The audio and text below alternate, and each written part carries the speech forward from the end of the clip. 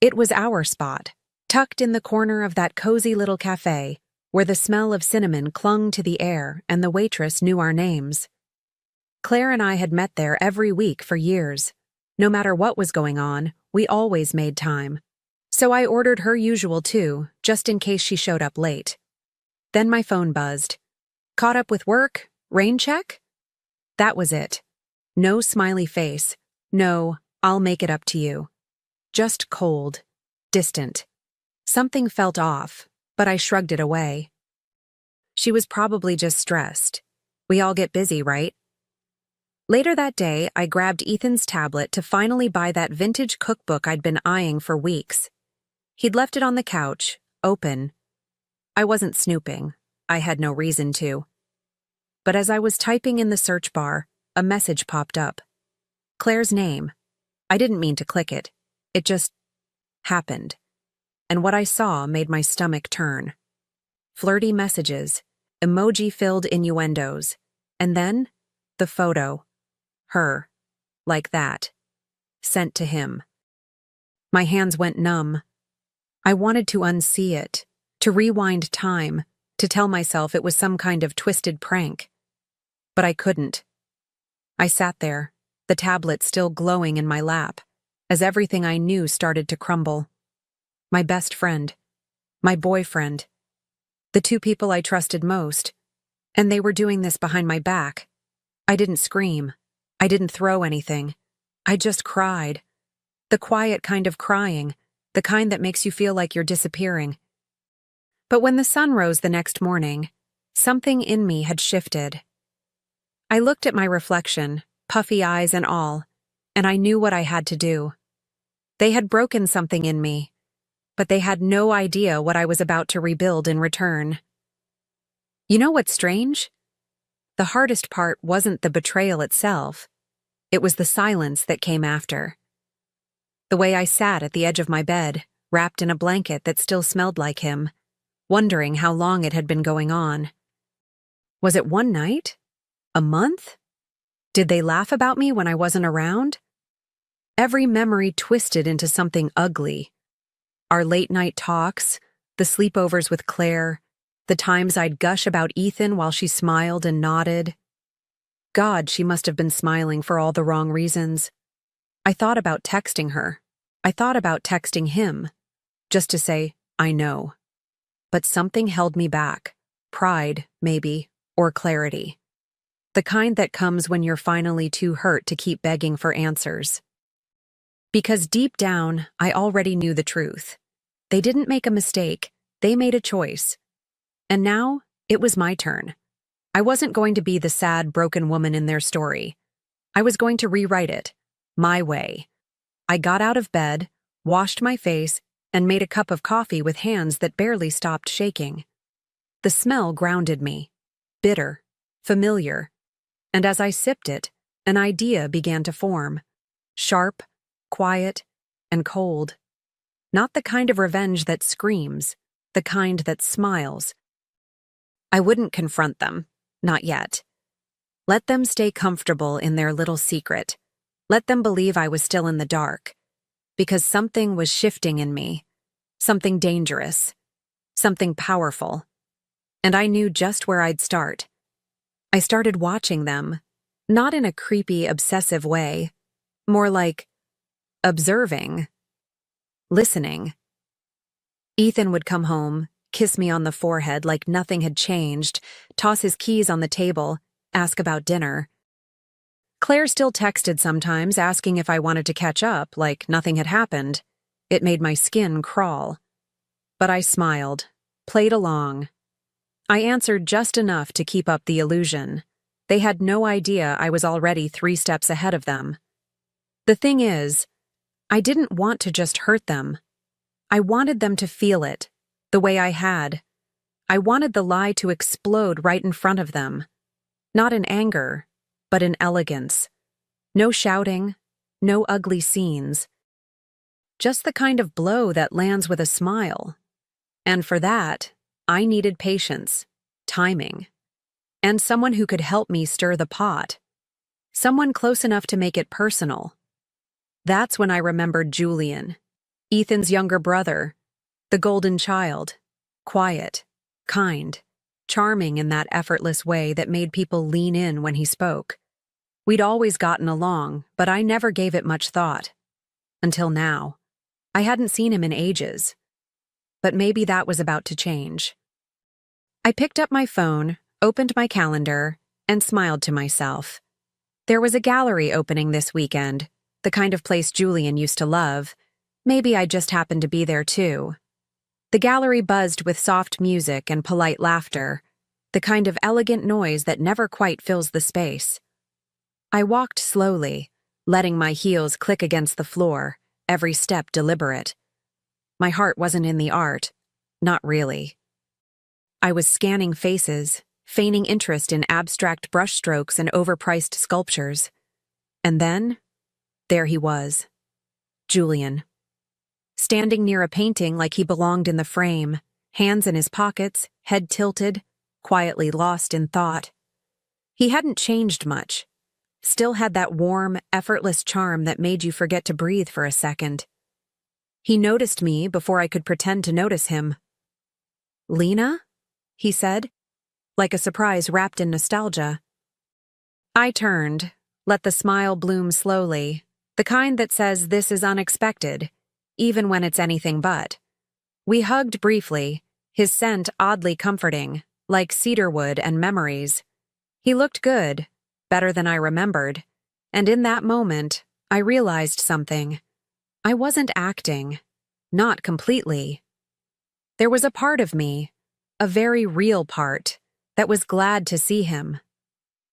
We walked through the gallery together, shoulder to shoulder, talking about art, life, and everything we hadn't said in years.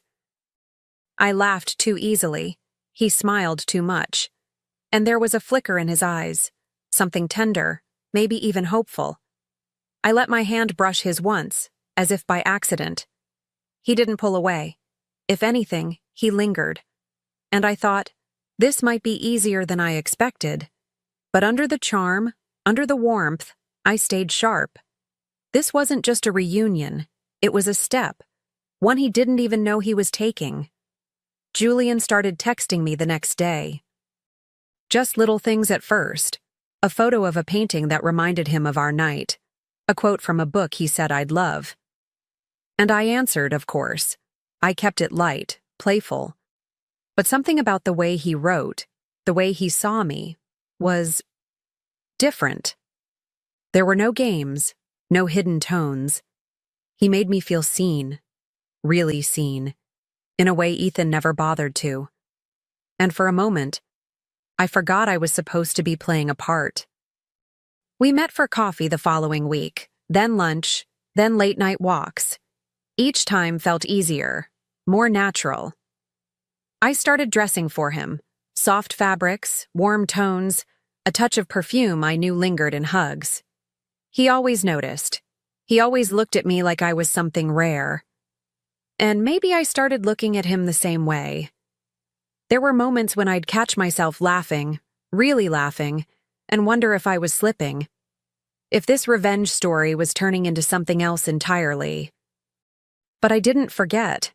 Not for a second. Every smile, every lingering glance, I still knew why I was doing this. It was part of the plan. And yet, the plan had never included this ache I felt when I said goodbye to Julian each night, or the flutter in my chest when he texted, "Made me think of you." I'd set this in motion with ice in my veins, but somehow warmth had found its way in, and that terrified me more than anything. One night, we ended up at his place. Nothing planned, nothing forced. Just 2 glasses of wine, a shared playlist, and the soft comfort of the couch between us. He told me stories from his childhood, the ones Ethan never shared. How their father was hard on them. How Julian always felt like he was living in his brother's shadow. "Maybe that's why I never said anything before," he admitted, looking at me like he was letting go of a weight. "I thought you were always meant for him." My heart twisted. I wanted to tell him how wrong he was. Instead, I leaned in, not because I was acting, Not because it was part of some scheme, but because I wanted to. And when our lips met, it wasn't calculated. It was soft, tentative, like we were both testing the edges of something fragile. It didn't feel like revenge in that moment. It felt like surrender. And when I laid my head on his chest afterward, listening to the steady rhythm of his heart, I knew I was in trouble. Deep trouble. But I didn't stop. I couldn't. Julian was everything Ethan wasn't. Thoughtful, honest, present. He looked at me like I was the only woman in the world. And for once, I let myself believe it. Still, late at night, when I was alone again, I'd stare at my reflection and whisper, "Don't forget." Because no matter how sweet Julian tasted, the bitterness of betrayal still lingered. And soon, everything would come to light, on a night they'd never forget. Julian had this way of making everything feel easy, effortless.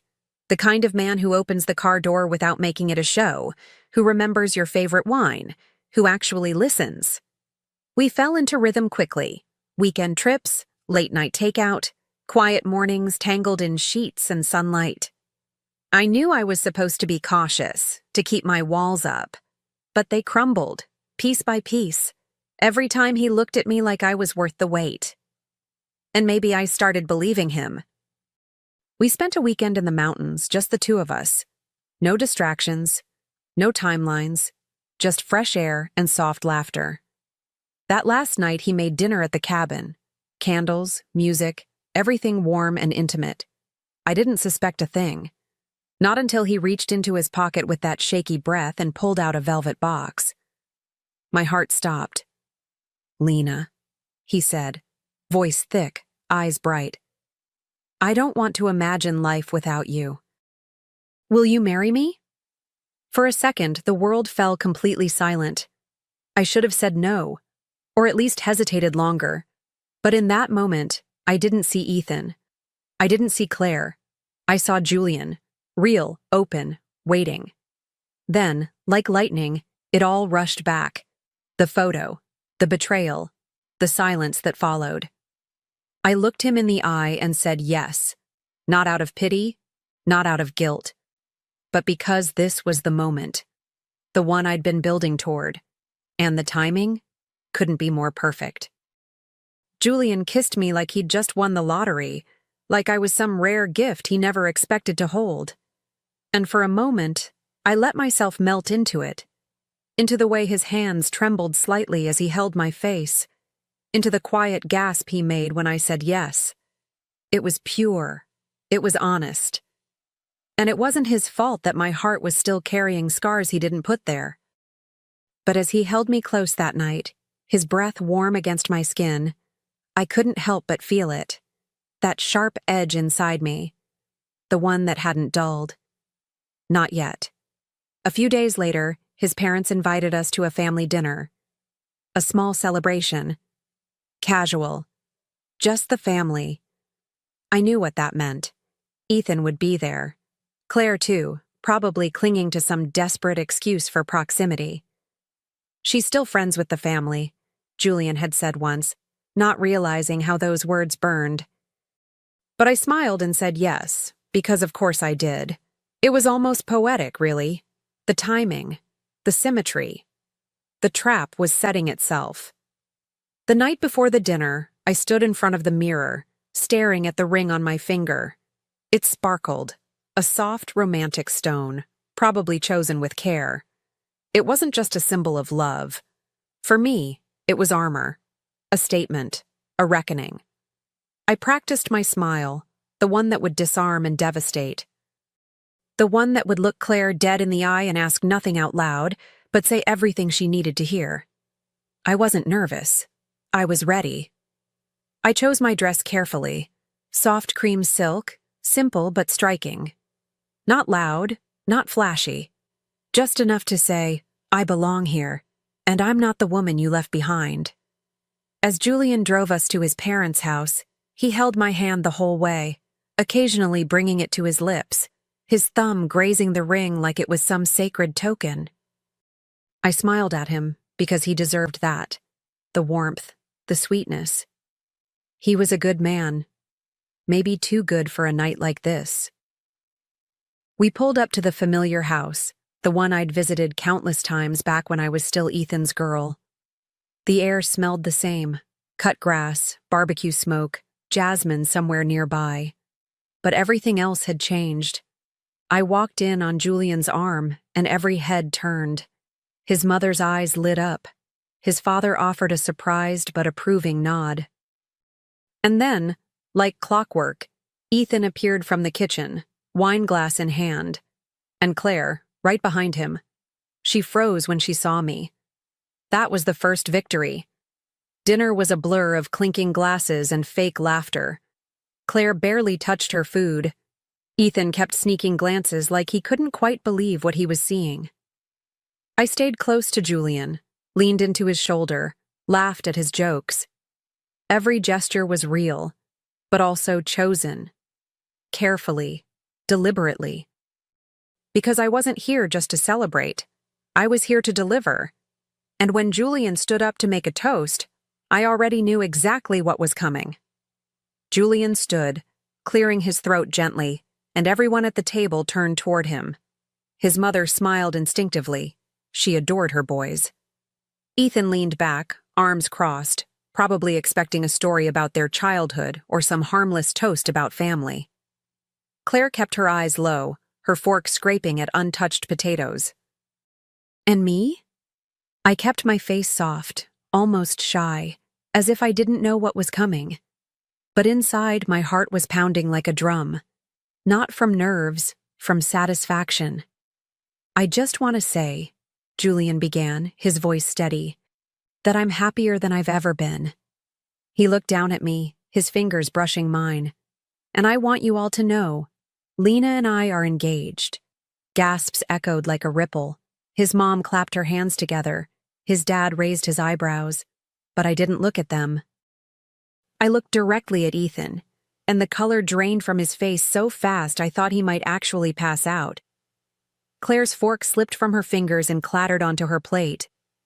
I slowly lifted my hand, letting the ring catch the warm light like a weapon polished to perfection. "Surprise," I said with a small, sweet smile. "The kind you give when you've already won." Ethan opened his mouth, then shut it. Claire stood up abruptly, muttering something about the bathroom. I didn't stop her. I just watched her leave, her heels clicking too fast across the tile. Ethan started to rise too, but not before I gave him the finishing touch. I turned toward him, eyes steady, and said, "Funny how life works. I lost a boyfriend and a best friend, but gained something much better."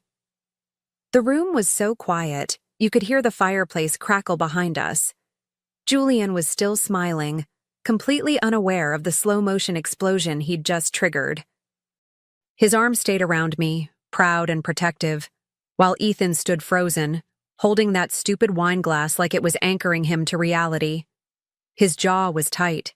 His eyes flicked from my face to the ring and back again, trying to solve a puzzle that was already finished.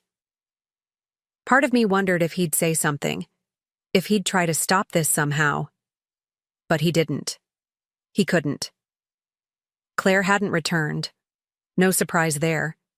She was probably in the bathroom trying not to vomit, or cry. Maybe both. I imagined her staring at herself in the mirror, wondering how the girl she used to pity had just walked into her world and turned it inside out. I pictured her hands shaking, her mascara smudged, her breath shallow. That's the thing about betrayal. It comes back for you eventually. Not in screams, not in chaos, in silence, in rings, in carefully planned dinner tables. Julian raised his glass, so sweetly, so innocently. "To love," he said, and everyone echoed it. I clinked glasses, my hand steady. Ethan didn't. He set his drink down and quietly excused himself from the table. No one stopped him. A beat later, Claire slipped out too. Two shadows slinking down a hallway, stunned and shattered. I took another sip of wine, breathing in the moment, letting it settle in my bones. This wasn't anger. This wasn't revenge. This was justice. Served at 7 p.m., medium rare, with Pinot Noir.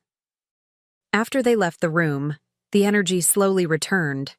Polite laughter, small talk, compliments on the roast. But I stayed still, watching the hallway they'd disappeared into.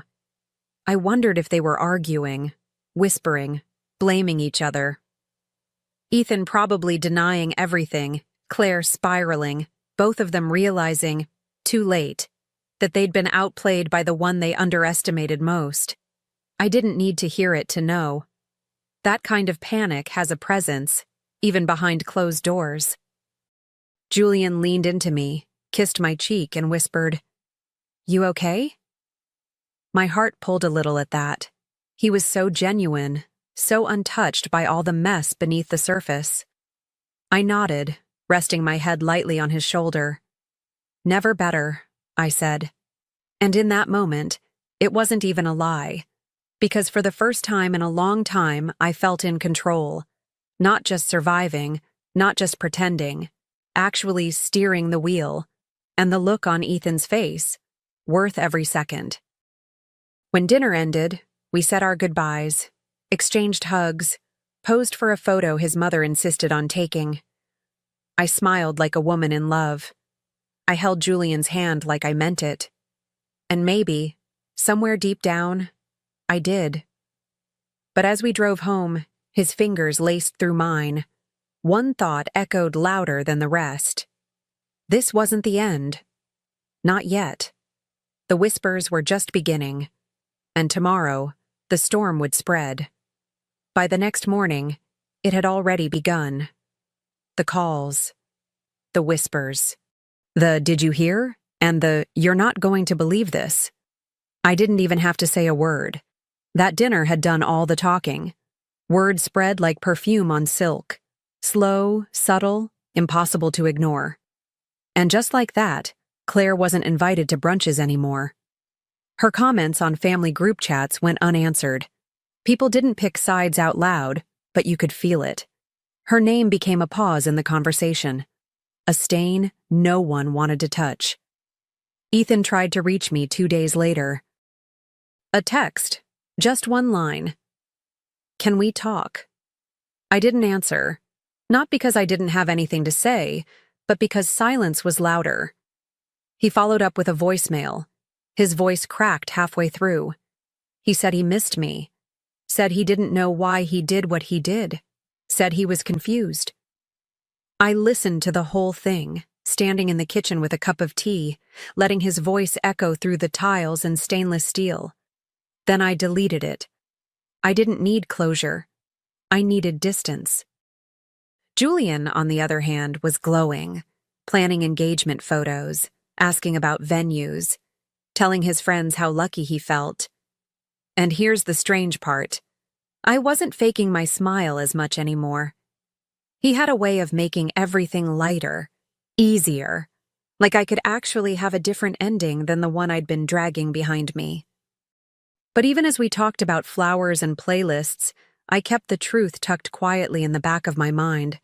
This may have started with revenge, but what came next? That was entirely up to me. Claire didn't reach out. Not once. Not even to defend herself. I half expected some dramatic message, an apology, a confession, maybe even denial. But nothing came. Just silence. That told me everything I needed to know. She wasn't sorry. She was caught. And now that her mask had slipped, she had no idea how to face me without the fake sweetness she used to hide behind. I imagined her pacing around her apartment, reliving every message she ever sent Ethan, wondering who else had seen the photo. That kind of fear sticks. Ethan, though? He kept trying. A few more texts. A long email I didn't finish reading. He even showed up once, outside my building. He didn't come in, just stood there, staring up at my window like a ghost from another life. I watched him from behind the curtain, heart steady, eyes dry. The man I once loved was now a stranger. And I didn't owe that stranger a damn thing. Let him stand in the cold. Let him wonder how everything slipped through his fingers. Julian knew none of this. He was busy making guest lists, calling caterers, asking me if I liked ivory or blush for table linens. Part of me felt guilty. But the other part? The part that had been betrayed, humiliated, replaced? That part felt powerful. I wasn't pretending anymore. I was choosing. Every day, choosing how far this would go. Choosing what kind of ending this story would have. Because the truth is, I wasn't just healing, I was evolving. And I wasn't finished yet. A few weeks later, I stood in front of my mirror again. The same one where I'd first stared at my broken reflection and whispered, "No more crying." Only this time, the woman looking back at me was different, stronger, sharper. She didn't need permission to take up space. She didn't need anyone to choose her. I slipped the engagement ring onto my finger, slowly, like sealing a promise. Not just to Julian, but to myself. A promise that I'd never be that woman again. The one who begged for honesty from people who gave her lies. There was no ceremony, no fireworks, just a small moment. Me, alone in my apartment, lit by soft morning light, watching the ring catch it like a quiet blaze. It was never about the jewelry. It was about the symbolism, the circle, the claim, the transformation. Julian loved me. Maybe I loved him too. Or maybe I was still learning how to love from a place that wasn't pain. I didn't know what came next. And honestly, that felt freeing.